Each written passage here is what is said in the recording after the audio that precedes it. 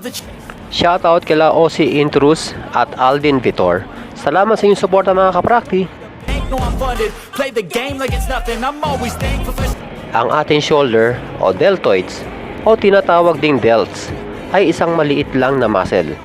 Ito ay binubuo ng front, middle at rear delts. At dahil rear delts ang topic natin ngayon, mas lalong maliit na muscle ito. Kaya naman, hindi kinakailangan ang sobrang bigat ng mga weights ang ating bubuhatin dito. Sa ganitong klase ng muscle, mas nagiging mabisa dito ang saktong bigat na makakagawa ka ng 12 to 15 reps kada set na mata-challenge pa rin yung muscle mo. Tiyakin mo rin na magagawa mo dito yung 1:3 tempo. Ibig sabihin, 1 segundo sa papuwersang direksyon at 3 segundo naman sa negative o sa direksyon na pinipigilan ang weights. I-adjust ang upuan kung saan tatapat ang iyong mga kamay sa paghawak sa handle sa iyong mukha. Isandal ang dibdib at tiyan sa bench.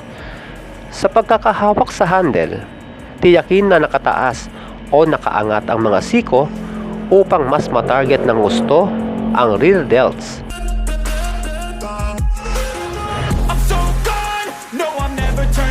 Sa paghatak ng weights, mula sa tuwid na kamay, unti-unting bumabaluktot ng bahagya ang mga siko na hindi dapat lalagpas ang mga ito sa gilid ng ating katawan. Gaya nito.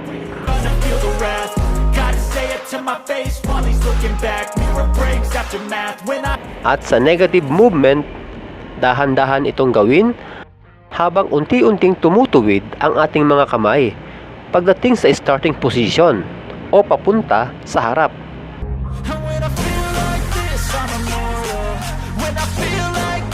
Manatiling nakaangat ang mga siko sa buong panahon ng pag-exercise dahil kapag ibinaba mo ito, sabak na ang tama niyan.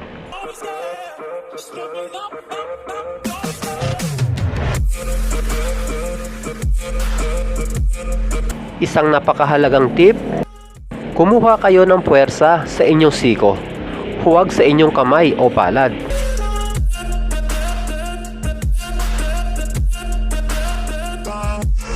Kung walang ganitong equipment sa gym na pinapasukan nyo, pwede naman itong gawin sa crossover machine.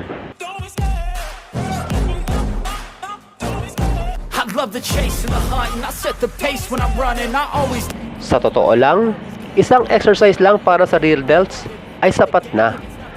Pero sa kaso ko, ginagawa ko itong 2 exercises dahil medyo nakukulangan pa ako dito o napag-iiwanan ito. At ito yung pangalawang exercise na ginagawa ko, ang face pull gamit ang long bar. Mas gusto kong gamitin ang straight bar kesa sa rope dahil sa straight bar, stable o nakapirme yung posisyon ng iyong kamay sa pagkakahawak dito na maganda upang mas nakafocus tayo sa paghatak mula sa siko at hindi sa kamay.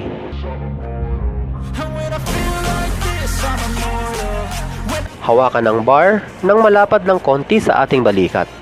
Tumayo ng bahagyang nakaatras. Ito ay upang labanan ang bigat na iyong bubuhatin. Gaya ng reverse fly, iangat din ang mga siko kung saan itatapat mo sa iyong leeg o pwede ring sa mukha.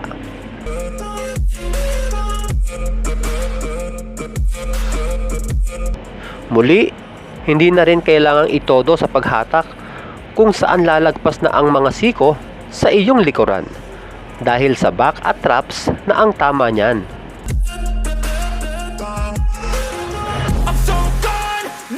Para sa akin, basta magawa mo yung 1:3 tempo na 12 to 15 reps, sapat na yung 3 sets.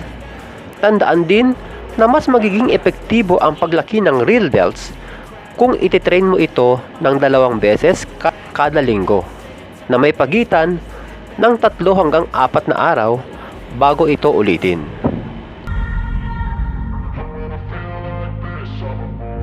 Hanggang sa muli mga kaprakti, God bless!